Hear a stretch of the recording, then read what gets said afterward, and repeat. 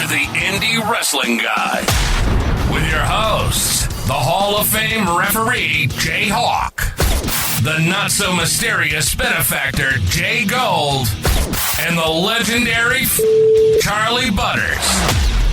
Whoa, we're back, and all three of us are back, and we're back with a review episode. How about that? How about that? A full hour-long episode. Now, let me ask you this, JGold. I heard a rumor that you were actually going to be the guy getting next to Wade Barrett and Michael Cole commentary, but they told you there was not going to be a microphone, and you got fuck, and I want to be able to say what I want to about Rhea Ripley. Did you see that, dude? Did you see? That was the weirdest segment ever on any, and we've seen some weird segments on wrestling. That was a really weird segment. I mean, yeah, well, I heard some things about the dude, and it's right on brand for that company, and I'll kind of leave it at that. I mean, I don't even know what was happening there. How do you even? I think I saw somewhere that you could buy that experience, but oh my god, that dude, like, that's what you got? You put some weird shisty looking dude in a suit over there, and you're like, let's go. Here, this is the guy. Yeah, he ridiculous. He doesn't just look like a shyster for what it's worth. But JGold opted for the experience where he gets stepped on by Stephanie Vaquer. So, better experience. Did you ever see? I guess. Did you ever see? I need to send this to you. I will send it to you afterwards. Did you ever see the video? It was it's oh man, it's a scene of a fire, and you're watching a fire burn down a house, and out of nowhere it cuts, and it's just this dude getting kicked and abused on his ball sack over and over again to Jitterbug. No, Josh, I've never seen such a thing. Everybody has their fetish at Josh. There's no judgment here, but not a fetish. It is one of the most hilarious things, and it's to the beat. So they edit as this guy's getting obliterated in his bag over and over again. It is absolutely amazing, and I will send it to you guys later. Yeah, make sure you send it to Patty too. I'm sure she'll enjoy watching that. That to Patty. That is inappropriate. And I'm sure you talked about it. She's gonna want to see it now, so I can't do that. I can't live with myself.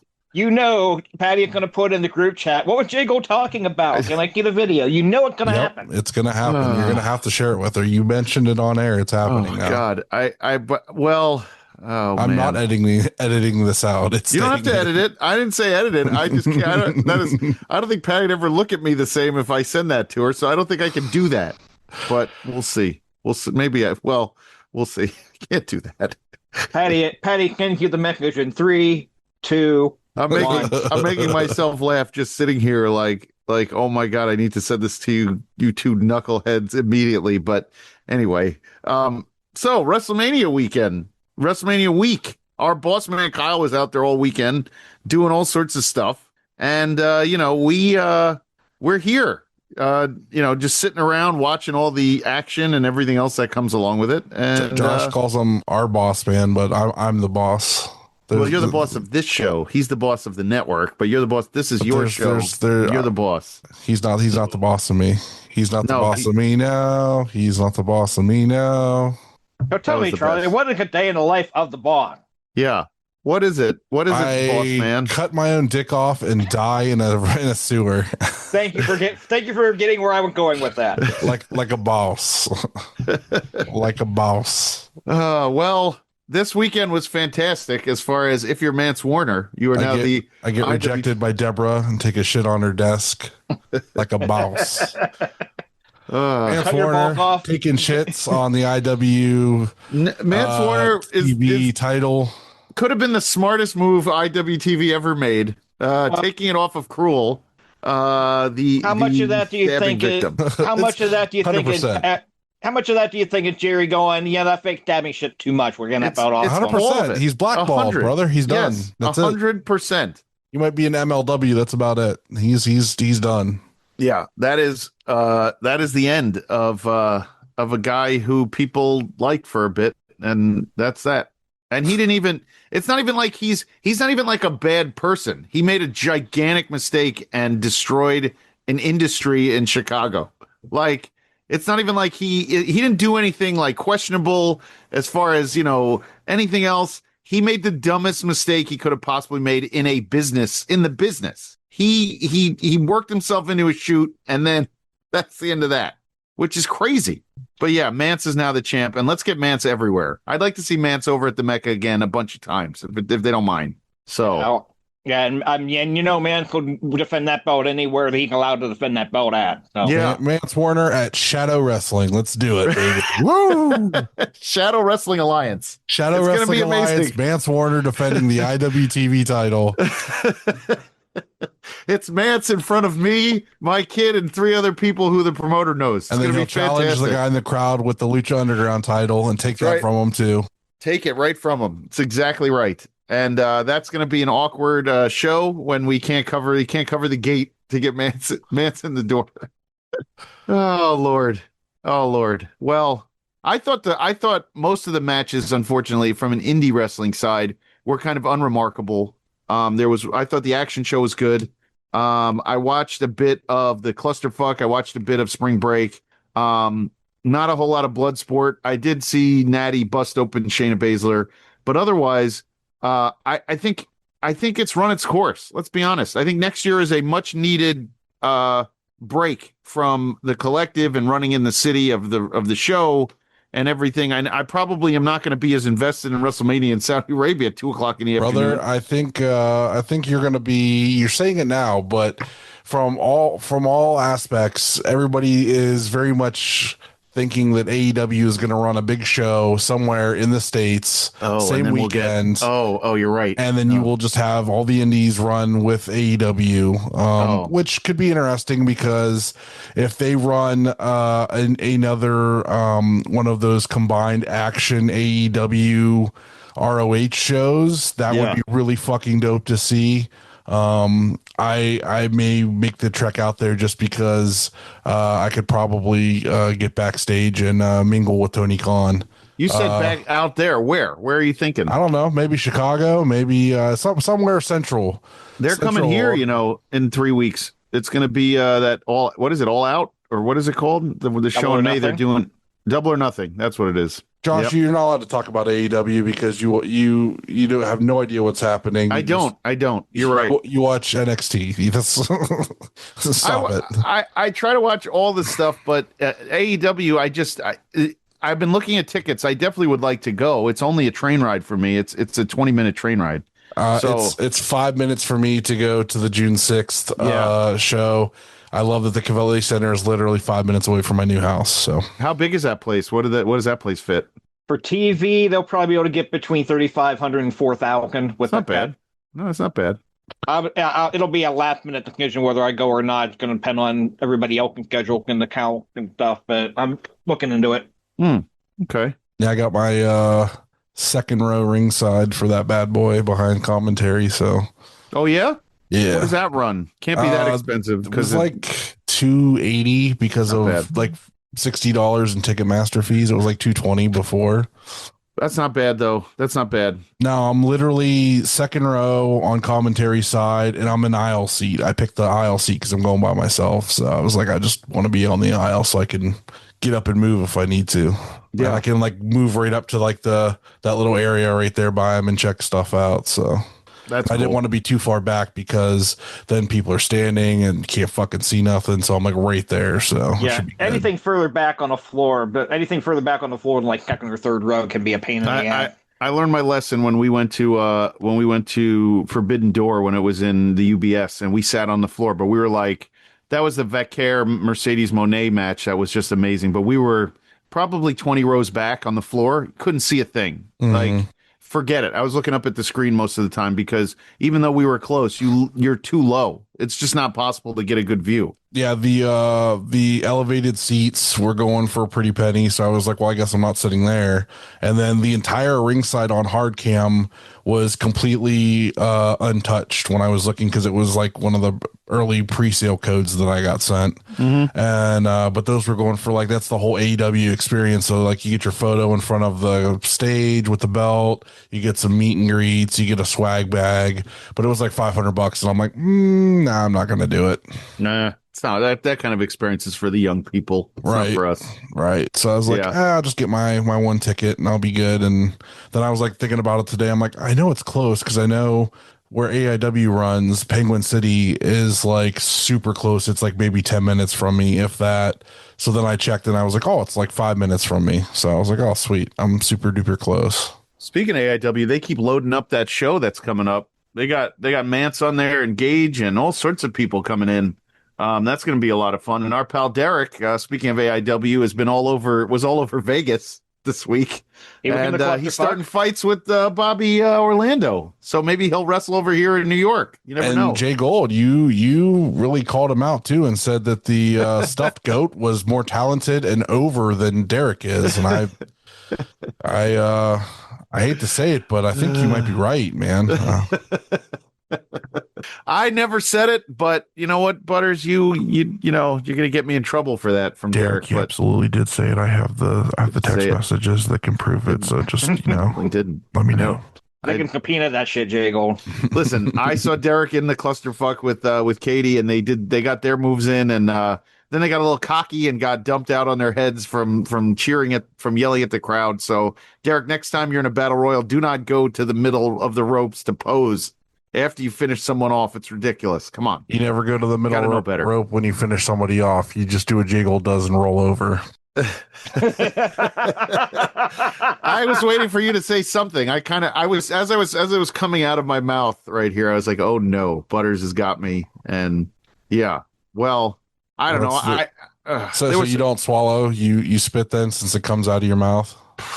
Yes. Did you see how many views, by the way, our Strangle Mania or whatever that is, the Juggalo show got on the Main Event Network main page? Almost 700. I thought we were supposed to do a roast of you this weekend, and no, that's a 24-hour stream.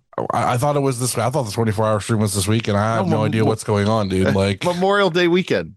I am so far out of reach. Like I didn't know what was going on. Nobody told me anything. So I'm like, I guess I didn't miss anything. Nobody yelled at me about missing anything. So no. Okay. That doesn't surprise me. Juggalos are an easy bunch to get to watch things because they've seen it 8 million fucking times. They can just watch it again. And 3 a.m. Eastern that was on. Him and Paperclip Mike and GBH were on until 7 a.m. Eastern. It's a 4-hour plus show, and it was delayed to start. I feel bad for Mike for having to fucking put up with GBH or that whole thing. It's insufferable. Insufferable. They had some big Juggalo guys like on commentary. They were speaking to them for a bit, and a ton of those Juggalos decided to tune in. So good on them. That's all I'm saying, dude. That was also a quick question from Paperclip Mike. He was like, I'm going to do it. And Kyle at first said no, and then he's like, you know what, fuck it. And it did very good numbers. It got us a lot of new viewers, and it's pretty good. So that sounds like we need to vote Paperclip Mike in as the new head of the Main Event Network, since he brings ratings. He brings ratings and knows things that Kyle doesn't. So Kyle, you have been now demoted to replaced Paperboy. Replaced. Yes, you're going to the mail room where JGold started, and you will hand all of us our mail now, Kyle. So be prepared for that. In the mail room. Yep. He listens too, so he's going to hear this and he's going to give me a ton of shit. I love it. He's driving home. Today is Monday. He's driving home from his flight. He landed. Yeah, he landed about 40 minutes ago, and he left his car at the airport. He lives about an hour and a half from the airport. So yeah, he lives like in right? Mm-hmm. Yep. So I've been to his neck of the woods a few times. For the BLP shows? Yeah, and he probably was even at those, and we didn't even know each other then. Definitely. Yeah. Oh, so well, that was a fun recap of the week that was, wasn't it? Sure, yeah, that was everything everybody wanted. I'm sure there's going to be lots of questions and comments, and we cover indie wrestling. We're not talking about the stuff that was on Saturday and Sunday. We were talking about the week. That's right, and the participation trophy that is the being on different wrestling cards. During WrestleMania week. That's right. I do want to say shout out to Mick Foley for showing up and helping out Sandman during Sandman's final match.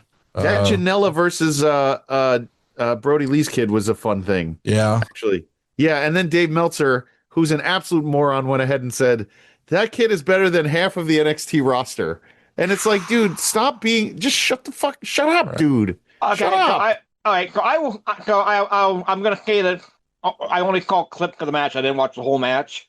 And I say that like a guy who's not a Joey Janela fan, but if Janela wasn't there to carry that match, Exactly. Anywhere near Janela that did all the work. He did all of the work, all of it. Like, Meltzer, stop. We get it. You're a homer. We get it. Yeah, and that is not a knock on Brody Lee Jr. The kid's 14 years old, had a fucking professional wrestling match. I'll give that kid all the credit in the world. Sure. But if anybody but Janela, that match would not have been good. It just wouldn't have been. Yeah. I mean, he ran that thing and led everything and did everything. I mean, there is zero wrong with Janela doing it and carrying that kid through the match and protecting him and everything else. But Meltzer, I'm just saying that if I wrestled Brody Lee Jr., I would have kicked out of his finish. I'm just saying that. Yep, not going to work for me, brother. Kick out of his finish, kick out of his all of his moves, really stiff him and potato him. Or maybe not, brother. Catch him a few times with the fist right in the eyebrow, cut him open, leave him with a little scar to remember you by, that kind of stuff, you know. Oh boy. All right. So let's do some shout outs. Yep. Shout outs to Bagelmonger, to Paul, who was in Vegas and went to a shit ton of wrestling shows, sent me tons of videos, tons of photos. He looks like he had a blast. Yeah, I was living vicariously through his Facebook all week, and he posted all kinds of shit. Yeah. That's cool. Our buddy Zach, who crowned me the winner of the Zach match game, the first ever one. I won from last week's episode. So we will have round 2 this week. Is he still in the Bahamas or wherever the hell he is? No, he came back. He listened to the show on the way home today. So okay. They just came back from vacation. And of course, the one, the only Patty. Hey, Patty. Hello. Don't ask about that video, Patty. Let's not. I sent it to them, but he sent it to us, Patty. So I guess one of us can send it to you if he's being a giant pussy and won't send it to you. Don't send and then you can still shame him for sending it in general and just like pretend like I didn't send it to you. All right, let's get into Zach's match game, episode 2. This week's mystery match from Zach is the DoorDash of Doom match. All right, I will go first on this one. JHawk is ready to go first this time. Since I went first, I will now get to go last. JHawk, start us off. All right, the match is going to start in catering. The participating wrestlers will fill a bag with random stuff from catering based on a piece of paper they drew out of a hat earlier in the day. They've got to fill that order and fight their way to the ring where they've got that triple dome cage like they had in Ready to Rumble. Mm-hmm. They've got to work their way up that triple dome cage, hang their bag of food on the hook above the top cage. But the catch is that their food order has to be correct when they get up there. So if somebody like gets their bag ripped out of them and gets beat up with it and the food falls on the floor, they got to go back to catering and refill it. Oh boy, that's a lot of work. All right, you got to give them at least 30 on that one. You got to say you're going 30. At least 30, Jesus. All right, I don't mind it. Mine's a little bit more to the point. So they're both sides are going to order Indian food, and they're going to start in the back, and they have to eat the entire order, and then they have to wrestle a match without shitting themselves. So look at the Tycho Kid WrestleMania 13 match then? Right. I'm a giant child. The only thing I thought of when he said DoorDash, I was like, oh, let's order everybody Indian food and make them have to wrestle without crapping their pants. I'm feeling it tonight. I can't help it. All right. So childish. I don't know why. So my idea for this is 2 guys start off in the ring. They can use their phones or there's a computer at ringside like Mystery GM. Oh. And they can order each pinfall. The person has to go, whoever lost the pinfall has to go order something off DoorDash to use in the match. And other wrestlers will bring those things to the ring and join the match. So each wrestler has to get to a total of 5 so that there is so it becomes 6 on 6. And then once that happens, then the only way to win is by submission. I like that. That works. So I think that could be interesting. Specifically, the weapons would be like thumbtacks, stuff that you could order through, like at a hardware store. So like thumbtacks, a ladder, table, chairs, some ladies' underwear. That's probably what JGold would order to wrestle in. Stuff like that. So that's good. I like that. Yeah, that was going to be JGold's outfit when he got inside commentary at WrestleMania, but that part of the ring, but they wanted an extra $50 for that, and he said, fuck that. Yeah, right. No, I didn't want to do that. Not for that. I like the fact that they canceled Cody Rhodes' tour bus for the 10K tour bus tour because of him getting his eye kicked in, and then they didn't refund people for it. They told them they could pick another experience, and if it was less than the 10K, they didn't get the difference back. Well, there was a refund option. It just wasn't as prevalent. Like the refund option wasn't. Could you imagine though? Like if you want something that was only 6K, then they didn't give you your 4K back. There's no way. There's no way I'd let that happen. No way. They did give if you're exchanging for a lesser experience, you weren't going to get the difference back. But if you got one with more expensive, by God, you're paying the difference. No, fuck you. Right. Yeah, that is some petty like nickel and diming bullshit that you squeezing it. That's you know what that is. That's a Fanatics thing. The guy that came up with that was a Goldstein for sure. Stupid. That was a Fanatics thing. Fanatics did the same thing to people. You buy a shirt that's on sale, and then if it's not the right size or they screw it up and you ask them to send it back, they give you a credit back, but it has not the sale. And you have to pay the full price for the next item that comes through. It's ridiculous. Anyway. What's on this weekend? All right, and we had so much on last weekend that there is not much this weekend at all. I'm not surprised. I really felt like there wasn't going to be anything this weekend, so we can make it kind of quick. Yep. Yeah. So on the Triller side of things, Jersey Championship Wrestling is presenting Who Done It, and they're treating it like a murder mystery type of thing, and a mystery lineup at this point as well. I've seen nothing. I even checked Twitter. And now, granted, it could be buried underneath a million WrestleMania weekend posts from the collective, and I just didn't go down far enough. I've seen nothing even on Twitter. So it'd be really cool if it took place on a train. Yeah, actually, whoever played the detective has to have the pipe too. Okay, you gotta go all out with it. Yeah. Well, over on the IWTV side, there's not a lot except our pal over at Action. Action presents Better 8 Than Never Friday, April 24th at 7:30 p.m. Eastern. The only match listed is for the Action World Championship. It's Darian Bankston he's the current champ, versus Kevin Koo. So that we got that going on Friday night. But otherwise, there's not a whole lot going on. No, and I saw Danny DeManto, by the way, has a blood clot in his leg, and he's out for like 6 months from wrestling. So he'll probably just be doing the commentary, the other stuff that he does. But for now, he's out too. So. All right, let's get into our review. Get it.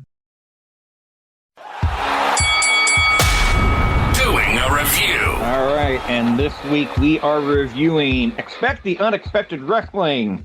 The Coronation for the Coastal Crown took place on April the 12th from the Mecca in Ridgefield Park. JGold, you were there? Yes, sir. It was a great night. There was a lot. It was a lot of fun. I will say the setup was good. They shortened the ramp up. I noticed that. Yeah, so when you see that, I don't think there was enough of a.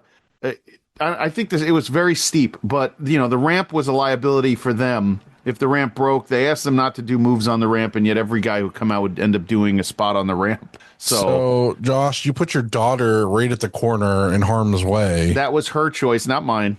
I don't believe you. I think you did the non-dad thing of letting her sit there so that she could get attacked by every wrestler coming around the corner. I never put her where she picks the seats. That's it. The guys from ETU always put us over there. It's me, Fish, and Harper, and we sit over there and at the entrance ramp. And it wasn't my choice. She always wants to sit on the edge and get a high five or whatever. But you were on the hard cam, so that was nice. Yes. So I could keep an eye on you during the show. Make sure you were.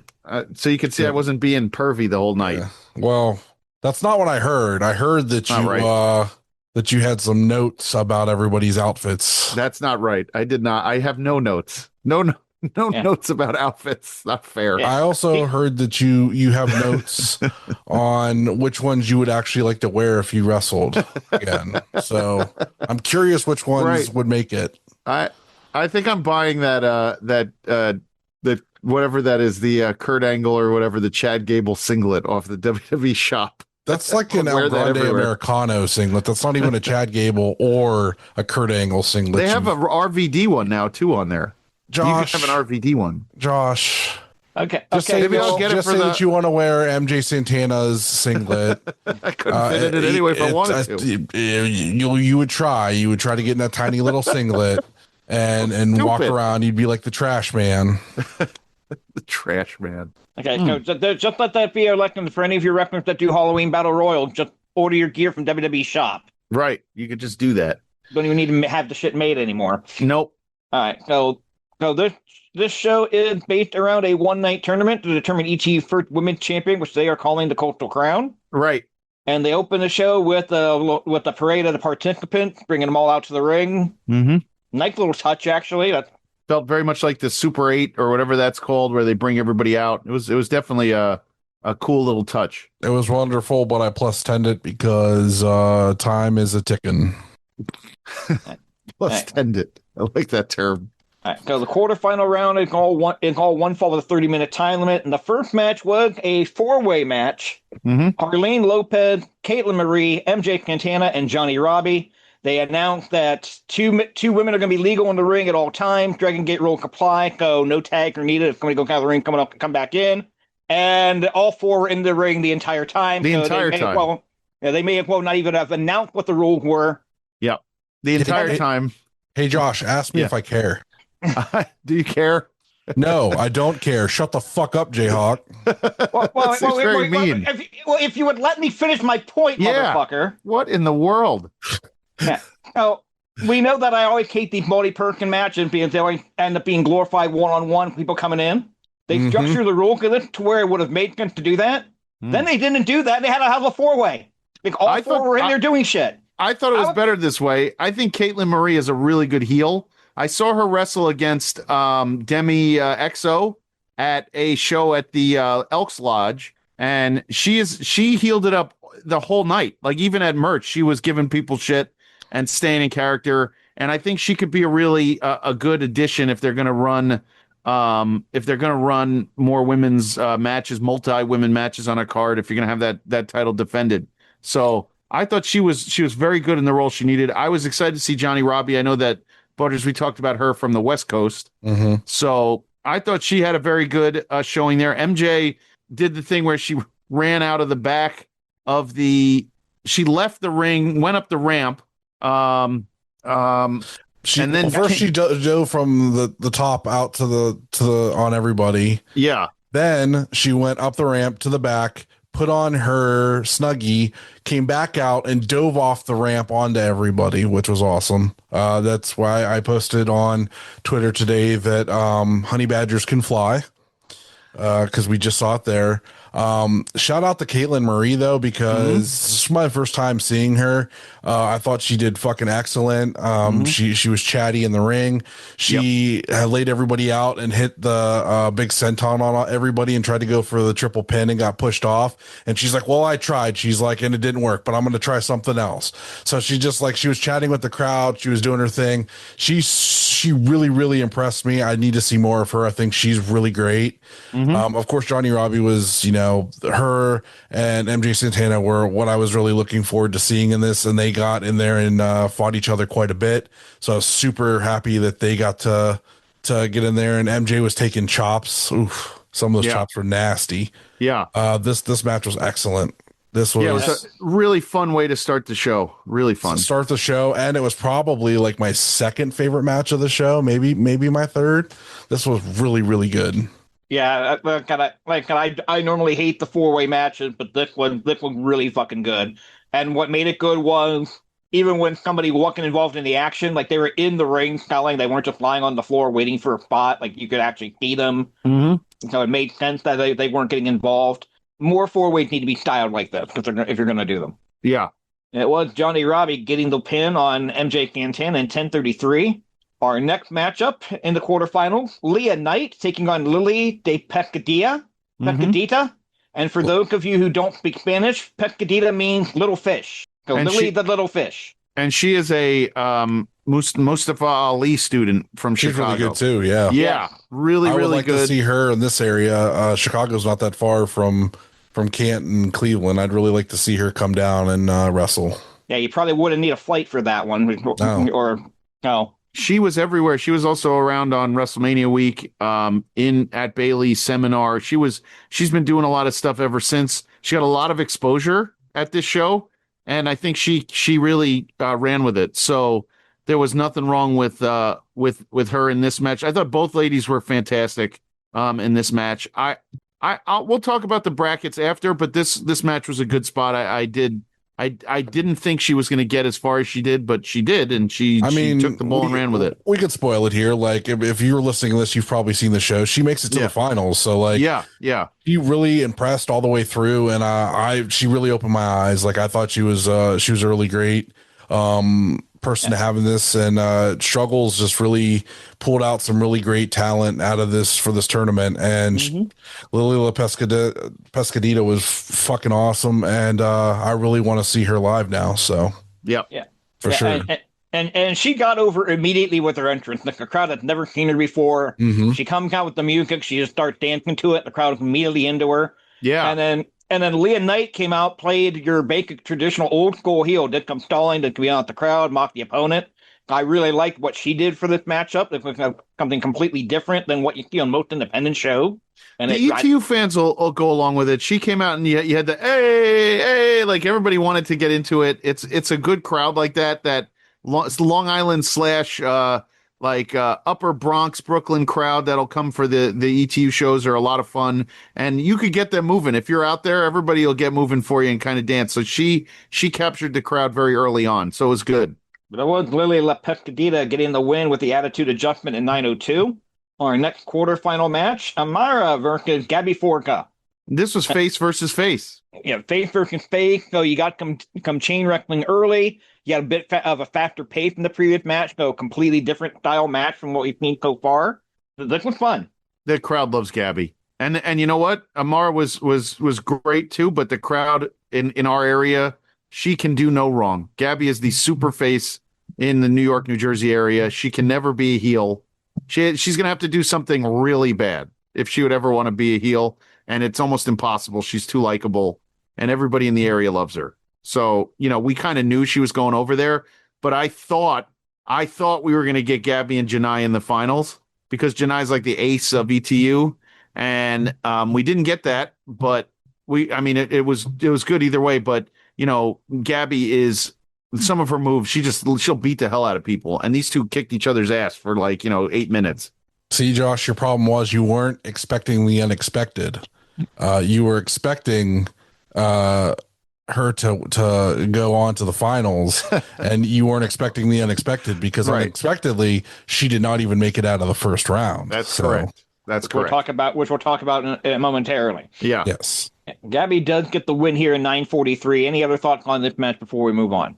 Nope. I would like to see commentary correctly call Gabby's moves if she's going to be the champion and she's been in the company before.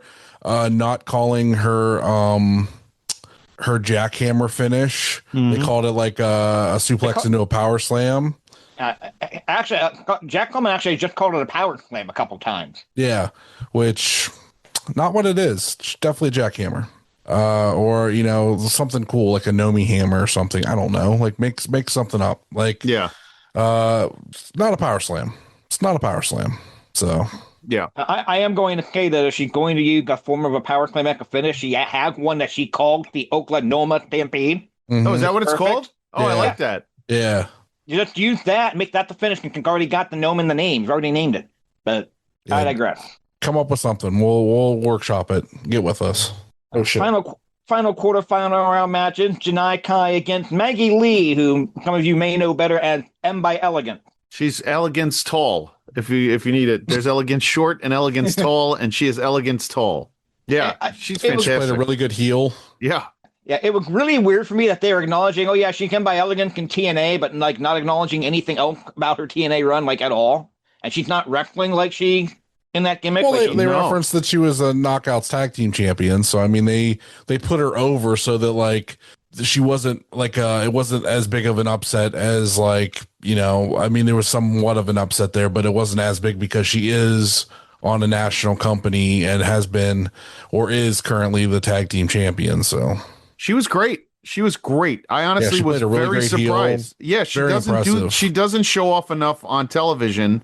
That's why I also love when a lot of these TV wrestlers show up on the indies, because then they get a chance to do what they love to do, which is actually wrestle and show you different things. And she really did show off. She showed a lot of different sides to her. It was great. Yeah, and this is coming the day after the Rebellion show in Cleveland, because she wrestled in Cleveland the night before. Whether she drove or flew, showed up in Ridgeville Park the next afternoon. Yeah, had two really good freaking matches. I mean, she put some work in that weekend. Yeah, but the referee checked on Maggie after Kai hit her with a particularly hard kick. Janai Kai like, screw this, she's faking it, and she was right, but she got taken down with a double leg, feet on the rope. Maggie Lee gets the win in 10:28 to move to the semifinal. They got with Janai first pinfall loss in ETU. Yep. So surprising. That ref was trying to fuck on you, Janai. You should have kicked the shit out of him. I really thought we were going to get Janai and Gabby in the final. I think the crowd would have ate that shit up, but yeah, unfortunately that was not to be. Janai lost. And I mean, and you can question whether the right person is the one to get that first pinfall win over Janai Kai. I assume Maggie Lee's not coming back very often. So in that aspect, you can kind of question whether that was the right call. But at the same time, somebody had to beat her eventually. Right. Especially if she wasn't win the title here. No. Right. After the intermission, we go to the semifinals. The semifinals are one fall with a 45-minute time limit. And we open with Johnny Robbie against Lily La Pescadilla. Lily La Pescadita. Yeah.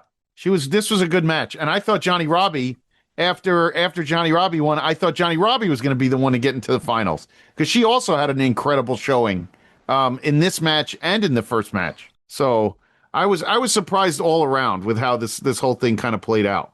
Yeah, you figure with Johnny Robbie being a flight from the West Coast, plus having to wrestle twice, like knowing what we know, like she was going to be very pricey if she was going to have to wrestle 3 times in one show. So it made sense that she kind of lost here. Also, Lily La Pescadita winning was a nice shock surprise, because I think everybody kind of was like, oh, Johnny Robbie's going to make it to the final, she's a big name. And she didn't. Lily pulled it off, and she moved out of Johnny Robbie's double knee finish and got her. Yep. This was a good one. This is another good one. There was not a match on here that overstayed its welcome. I know JHawk and I like to talk about timing on these. I thought they were all good paced, well spread out. I think one did. We'll get to it. Okay. Yeah. But yeah, Pescadilla avoiding the double knee, getting the Oklahoma roll for the win at 8:45. And Gabby, here's a free one for you. Start using that one and call it the Oklahoma roll. Gabby and Maggie Lee put on a heck of a match. Yeah, that is the other semifinal match. Yeah, and I love the callback to the opener. This time it's Maggie, favoring her knee because it allegedly gives out. Gabby actually giving her the space, doesn't want to try to rush in. And when the referee's making sure that Gabby's not moving forward, she runs in and hits the haluva kick in the corner. Yep. Nicely done. Yep. And she attacked to start off with. Started off early. She knew she had to kind of get that one up on Gabby, so she attacked her early. Lots of good stuff here from Maggie. She really played the heel through the tournament really well. There's we don't always you don't always admit it, but there's a very big gap between like younger indie wrestlers and the ones who are on TV psychology wise. And I feel like Maggie understood what they wanted from her, like exactly what they wanted from her in both of her matches. Mm-hmm. So I loved sitting there and seeing the psychology from somebody like that who was like, yeah, here I'm coming in and you want me to do this, so this is what I'm going to do. and she did it. And she also sat at the merch table, and she, did also and cheered on all the women stayed. I lost MJ somewhere in the crowd, and then I never got my picture with her. But yeah, she's everybody, quick and tiny, but brother, Yeah. she moves quick and tiny, like like a honey badger, like you said. she is a little honey badger. You gotta catch her. I'm gonna try to catch her this weekend. So yeah, you may want to give her that nickname. That might work for her. So that is her nickname, brother. Yeah. Oh, you're right. My bad. We mentioned it on the show when we interviewed her. My bad. She did ask on our YouTube because she listened to the one of our shows, and she wanted to know if we had any ideas on what color singlet she should get next. And I said, you can't ask me. You have to ask Jgolds because he is the fashionista of the podcast. I think she should go with. You remember what's his name? Mathis Tyrion, the safety for the Cardinals. He was called the Honey Badger, and he wore LSU gold and like a purple. I think that would be kind of cool if you want to use that color scheme, a gold and purple, or you want to use a red and white like the Cardinals when he played there, because he was known as the Honey Badger, and he was a great Tyrion Matthew. That was his name. My brain is scrambled eggs. There you go. Yeah, I think you should look at what he was wearing and go in that direction, because he was the Honey Badger. Yep. Or red and white with Honey Badger on it, or red and white with Honey Badger somewhere on it. There you go. Yep. From the fashionista Jgolds himself. Just a gearhead. I like good gear. So I will say, though, getting back to this match here, this is the first time I've seen Maggie Lee outside of the TNA gimmick. Mm-hmm. And I'm not a fan of was not a fan of the TNA work. I really was not looking forward to either of these matches. She needs to do more of that. I want to see her break away from that group and go out on her own. Yeah. I thought they were really good. Yeah. She could be a serious contender on the indies too, if she went like this, because it worked. I really like that JHawk is the only one that watches TNA of the three of us. I literally called the freaking pay-per-view that I went to in like one show in the interim. It's not like an appointment viewing. So he definitely DVRs it. So he didn't watch it. He went to these things, but he did not watch the shows. Okay. All right. Well, sure. Sure. You went there, closed your eyes, and you fucking Helen Kellered your way through the whole fucking thing. I watched I watched one show that I went to, and like one other TV show where she was on. That's it. All right. Most modern wrestling is not appointment viewing for me anymore at the rate we're going. But you're not wrong. After that, we have a couple of non-tournament matches to give the girls a break. One fall with a 20-minute time limit. Marcus Mather and Devious Calf. This was my match of the night. Oh my God, this was fucking great. I think I'm a little jaded by it, because I've seen so many Mathers matches. I'm so with you, Josh. They're the same one. He runs the same matches every time. This didn't need to be 20 minutes. And everybody stopped screaming. All the two of them, both of these guys do every time they're about to go do a move to each other. They gotcha. They yell out gotcha every time. And I'm sitting there, I'm like, please, I've seen every Marcus match ETU has to offer, no offense. Every Marcus match. Give me something else. It'd be really great if Marcus just went on a fucking losing streak. How about that? Instead of a win streak constantly. I want a fucking losing streak once in a while. I just think I agree, JHawk. And there was nothing wrong with the match. I've just seen every Marcus match. They're all the same. I will say this match went 19-16 with a 20-minute time limit. I would have just done the 20-minute draw at that point. Seriously. I love the match, and Struggles, I love the 20 minutes. Shrugs, 20 minutes. Really, brother? Really? They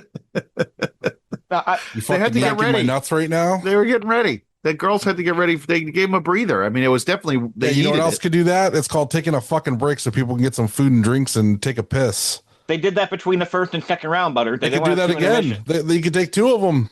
I promise you, it'd be worth it. You know what didn't help? A 20-minute Marcus Mathers match. Although if I was there, I probably would have went and taken a piss and shit and bought some food and looked at merch and probably stole some merch from somebody there. I don't know. Probably MJ Santana. Yeah. Just cause. But I'll tell you, the good part about this was Devious Cast called out Isaiah Broner. So I know that in May, when I go back, I'm going to get to see Isaiah Broner at the Mecca. And that's what's important. Good. Yeah, that's really what's important. Let's be honest. Yeah. It was Marcus Mather getting the win with the 450 in 19 minutes and 16 seconds, 44 seconds shy of the 20-minute time limit. Hardly knew you, Devious Cast. Hardly knew you. you're gonna be dead after the next show. And you call out Brunner, you fucking die. So have fun with that. Hardly knew you. Yeah, there is probably going to be some truth to that. Then maybe I can pay Brunner some extra money and he could go after Mathers after that. By the time I'd be worth watching a Mathers match. Yeah. From there, we have the battle for the ETU Atlantic Tag Team Championship. One fall, the 1 hour time limit. The Carrioneer Club defending the belt against Top Team. This was the match I felt kind of overstated welcome a little bit. Teriyaki. Who do you think is the ETU Pacific Tag Team Champions? There is no Pacific. We're on the East Coast. Do you think it's me and Josh? Do you think we're the Pacific Tag Team Champions? Not me. I'm an East Coast guy. Yeah, I wish I knew West Coast Independent Wrestling a little bit better, so I could throw two names together and be like, oh, they're probably these guys. Bring them in like that, but. Well, I love the Killionaires Club. I do think it's time for them to drop the belts. I think it's time that I think either one, Bougie or PB, could beat Santana for the title eventually. They're that popular when they're at the shows. They are also Jay Bougie's another ace of ETU. It's Mathers, Jay Bougie, Janai. Those are like the homegrown ETU stars. But I do think it's time. I thought, it's probably time in February before the storm. So we'll see what's coming. But I do think, we want to get some new tag teams in ETU and see them over here this summer. I'm hoping Summer Madness brings a whole bunch more tag teams over.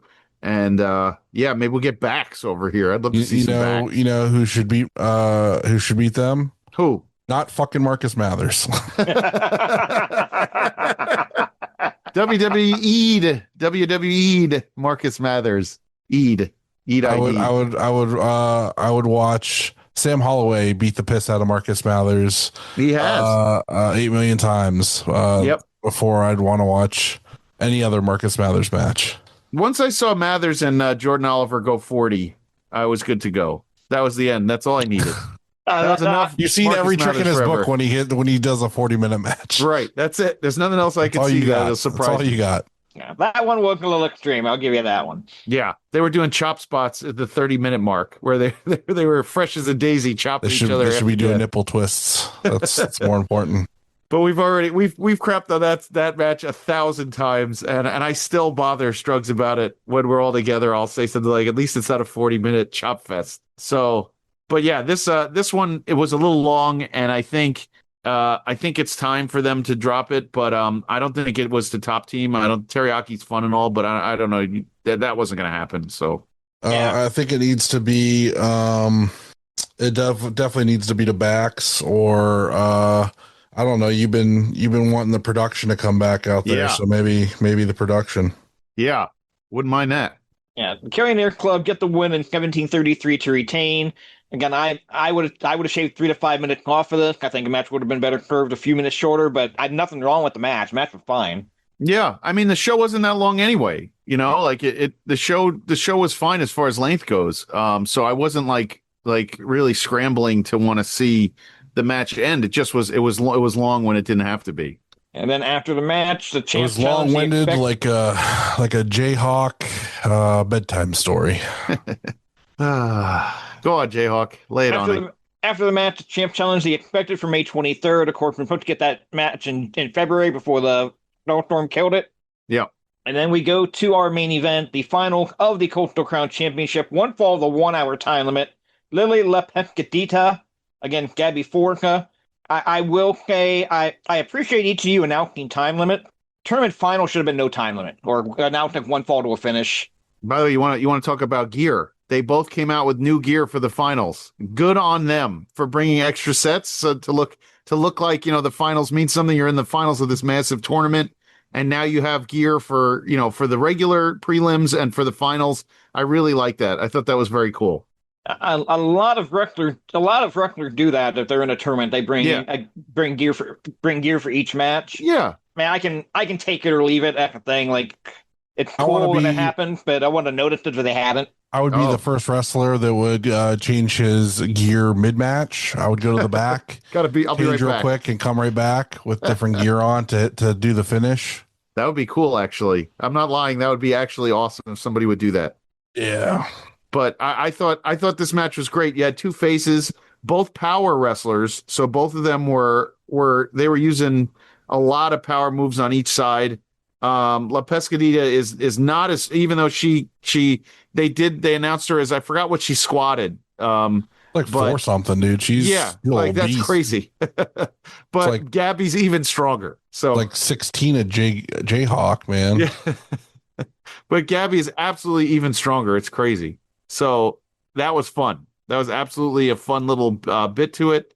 And I thought the match was great. I think people were ready for the finish as far as who was going to win. You know who everybody on the East Coast wants to win. So, and Bear Bronson was there, and he's cheering her on from the sides. He was at the merch table and just going nuts on every single move that Gabby was doing, and that was really nice to see. Struggs, you can have that cool idea of changing the gear mid-match as long as you don't give it to Marcus Mathers. He's not allowed to have that. Yeah, but you talked earlier, JGold, about how Gabby Ford can basically do no wrong in front of that crowd. Yeah.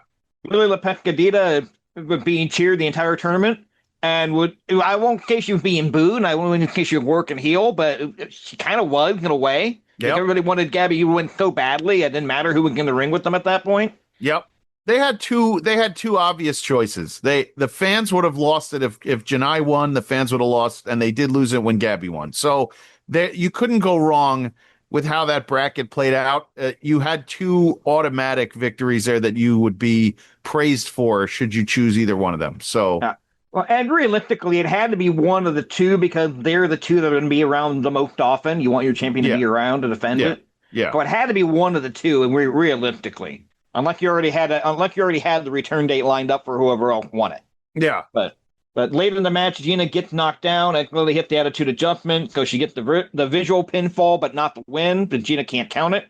And then Gabby gets the win and the title with the spear and the jackhammer, 14:48. I was actually surprised that, with it being everybody's third match of the night, that match went that long. I was okay with it. It didn't feel like it went 15. No, not at all. Definitely felt way short. Like it felt like it was maybe 5 minutes. So finding out that it went 15 is crazy to me. That's insane. But good, because it was the main event, so that makes sense. Yep. And they gave her the fireworks and all sorts of good stuff when she won, so that was cool. I heard you paid for that out of pocket, Josh, so good for you. I think they got that as somebody hooked that up. Unfortunately, it didn't burn down the building, so. Like whatever that incident was up in Rhode Island. White. Oh, God, I remember that when I was young. Yeah. Holy shit. Yeah. That was still a big deal, because of the fire exits. Yeah. Yeah. So, yeah, that was good. I had no issues with it. Let's see. Yeah, that's that. All right, final thought. Just give it a rating. I'm going to give it 4 gear changes out of 5. I'm going 4.25 Coastal Crown out of 5. I'm going to give it 4.5 Oklahoma rolls out of 5. Oklahoma rolls. I like that. And that band was Great White, who everybody died. Yes, Great White, yeah. Yep. Remember hearing about it on the radio for fucking months after it happened. Yeah. And they changed all sorts of rules about shooting off those pyros, inside. That, and then also like the exiting doors and stuff like that. They were blocked or whatever, so it was a big deal. And yeah. Yep. All right, plugs, knuckleheads. All right, follow me on X and Blue Sky at Ref JHawk.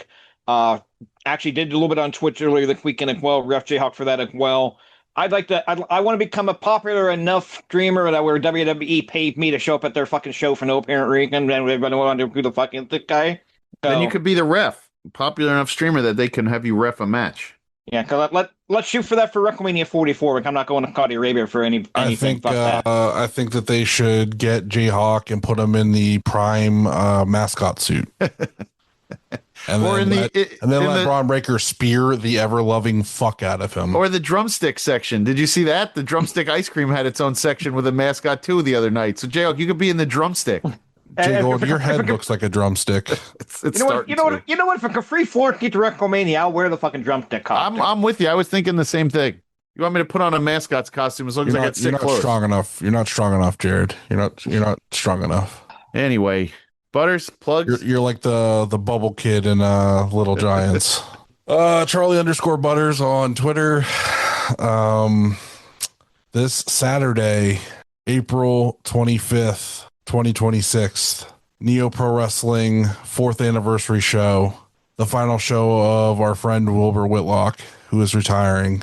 And for the IW Guide title, Zay Garcia against Mad Dog Conley in the most expensive IW Guide title match ever. Please come support in Canton, Ohio. It's going to be awesome. Watch Jay Garcia die live in the middle of the ring. Yeah. I asked Zay if he was given any notes from Dom, and Dom said that he could tell him things, but he would pretty much just have to beat him over the head with a 20-pound dumbbell, because that's what it's like wrestling Mad Dog. So, oh my God. Good luck, Zay. I hope you come out the other side still champion. And you asked for this, and I made it happen. So it's great. Love it. Hope you're prepped, man. Hope you're prepped for it. Love it. It's gonna be great. That's gonna be great. All right. You can find me on Twitter and Instagram at JGold12. Please rate, review, and subscribe us wherever you listen to us. Our Twitter handle, IWGuide1, Blue Sky, IW Guide, YouTube, IW Guide, and patreon.com/IW Guide. Don't forget about the merch store over Brainbuster Tees, Gorilla Press Apparel. We are part of the Main Event Wrestling Network. We're up to 330 subscribers on the Main Event YouTube page, which is kind of cool. The Wrestling Junkies on the Mark Wrestling Podcast, Tino's Time, Blog World Order, my show, the NXT Night Shift on Tuesday nights at 10. At Odds with Wrestling, the card is going to change. Super Fantastic Podcast, Marks with Mikes. Check out our other friends, Monsters in the Toy Box, Toy Hio, Rubber City Toys, Neo Pro Wrestling. This week, Neo Pro Wrestling, that is number one on our list. OKCR Creations, Stash Pages, and Pally's Beef Jerky by our friend Kaplan. It's been a fun week. We'll leave you with good memories of WrestleMania week in Vegas, because next year there will be none. So that's all I got. Also, IW Guide trading cards are available now. Hit us up on Twitter or wherever to get your copy, or your Series 4 and Series 5 cards. Also, there's something else I wanted to mention. Oh, yeah. The IW Guide Video Wire number 8 is out on YouTube right now. You can go watch that. It is the whole build up and match, including for the IW Guide title, Zay Garcia against a mystery opponent in an open challenge from February of this year. And next week I will hopefully have